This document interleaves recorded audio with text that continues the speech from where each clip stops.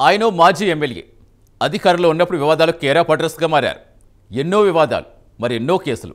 గత ఎన్నికల్లో ఓటమి పాలయ్యారు. దీంతో వెంటనే వేరే పార్టీలోకి జంప్ అయిపోయారు. అయినా నాటి వివాదాలు ఆయన్ను మాత్రం అస్సలు విడిచిపెట్టడం లేదు. ఇప్పటికే ఆ మాజీ ఎమ్మెల్యేను కేసులు వెంటాడుతున్నాయట. అయితే తనకు వ్యతిరేకంగా కొందరు కుట్రలు చేస్తున్నారని ఆ నేత ఆరోపిస్తున్నారట. ప్రస్తుతం ఈ మాజీ ఎమ్మెల్యే వ్యవహారం రాజకీయంగా సంచలనంగా మారింది. ఇంతకీ ఎవరా మాజీ ఎమ్మెల్యే?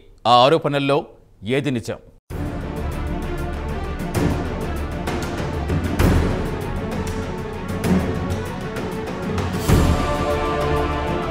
రాజకీయంగా తనను ఎదుర్కోలేక భూ ఆక్రమణ చేశారని, తనపై తప్పుడు ఆరోపణలు చేస్తున్నారని మాజీ ఎమ్మెల్యే కిలారి రోసయ్య మండిపడుతున్నారు. లీజుదారుగా ఉన్న తాను బెదిరించి సైట్ను రిజిస్ట్రేషన్ చేయించుకున్నానన్న ఆరోపణల్లో నిజం లేదంటున్నారు. అలాగే తనను కొందరు ఇరకాటంలో పెట్టాలని చూస్తున్నారంటూ ప్రెస్ మీట్ పెట్టి మరీ వివరణ ఇచ్చుకున్నారు. అయితే ఆ భూమి తనది అని అంటున్న మహిళ తన దాడిని ఆపలేదు. దళిత మహిళనని మాజీ ఎమ్మెల్యే తన భూమిని కబ్జా చేశారని ఆరోపణలు చేస్తోంది. ఏకంగా కార్పొరేషన్లో ఫిర్యాదు చేసింది. కార్పొరేషన్ అధికారుల ముందు ఆ మాజీ ఎమ్మెల్యే కిలారి రోసయ్య విచారణకు హాజరై వివరణ ఇచ్చుకోవాల్సి వచ్చింది.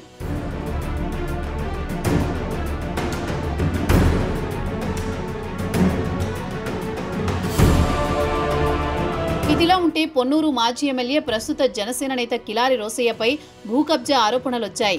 రోసయ్య 2013లో కేకేఆర్ పేరుతో థియేటర్ను నిర్మించారు. నిర్మాణం చేసిన స్థలాన్ని రోసయ్య లీజుకు తీసుకున్నారు. అయితే థియేటర్ స్థలం నాదంటూ గుమ్మడి రాజారావు హైకోర్టును ఆశ్రయించారు. అంతేకాకుండా థియేటర్కు ప్లాన్ ఇవ్వొద్దంటూ కార్పొరేషన్ అధికారులకు ఫిర్యాదు చేశారు. ఈ నేపథ్యంలో ఇరు వర్గాలతో మాట్లాడి సమస్య పరిష్కరించాలని హైకోర్టు ఆదేశించింది. దీంతో కార్పొరేషన్ అధికారుల ముందు రోసయ్యతో పాటు భూమి లీజులకు ఇచ్చిన లీజుదారులు హాజరయ్యారు. ఎవరైతే భూమి నాదంటూ కోర్టును ఆశ్రయించారో ఆ రాజారావు మాత్రం కార్పొరేషన్ అధికారుల ముందు విచారణకు హాజరు కాలేదు. దీంతో రోసయ్య థియేటర్ నిర్మాణానికి కార్పొరేషన్ అనుమతి ఇచ్చింది.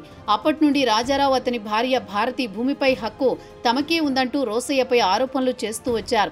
ఈ క్రమంలోనే కొద్ది రోజుల కిందట మరోసారి వివాదాస్పద స్థలంలో నిర్మాణాలు చేస్తున్నారంటూ భారతి కార్పొరేషన్ అధికారులకు ఫిర్యాదు చేసింది. ఫిర్యాదుపై అధికారులు ఇరువురిని విచారణకు పిలిచారు. విచారణ ముందు హాజరై వివరణ ఇచ్చిన భారతి మాత్రం ఈ భూమి తమదేనని అంటున్నారు. అంతేకాకుండా కిలారి రోసయ్య తన బినామీలతో నిర్మాణాలు చేయిస్తున్నారని ఆరోపిస్తున్నారు.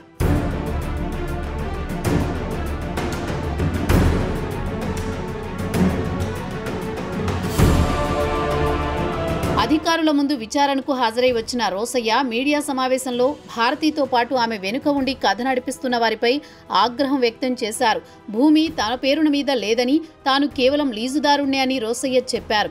ఇప్పటికైనా బాధితులు కోర్టును ఆశ్రయించవచ్చన్నారు. ఇదే విషయాన్ని కార్పొరేషన్ అధికారులకు స్పష్టం చేశానన్నారు. అయితే ఇదంతా తన ప్రత్యర్థులు రాజకీయంగా ఎదుర్కోలేకనే ఇలా తప్పుడు ఆరోపణలు చేస్తున్నారని ఆగ్రహం వ్యక్తం చేశారు.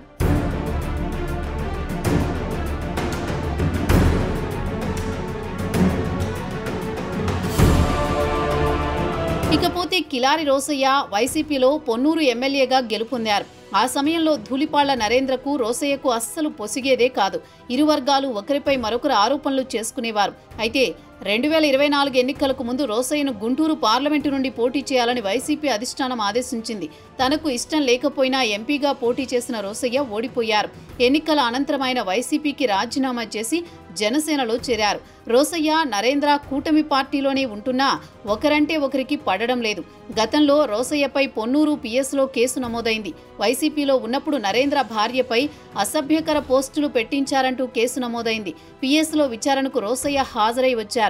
అయితే ప్రస్తుత భూ కబ్జా ఆరోపణల వెనుక తన ప్రత్యర్థులున్నట్టు ఆరోపించిన రోసయ్య వారి పేర్లు మాత్రం బయట పెట్టలేదు. తనను నిద్రలేపారని, తానంటే ఏంటో చూపిస్తానంటూ రోసయ్య చేసిన వ్యాఖ్యలు జిల్లాలో కలకలం రేపాయి. ఎవరిని ఉద్దేశించి అన్నారో తెలియదు, కానీ రాజకీయ చిచ్చు రేపాయి.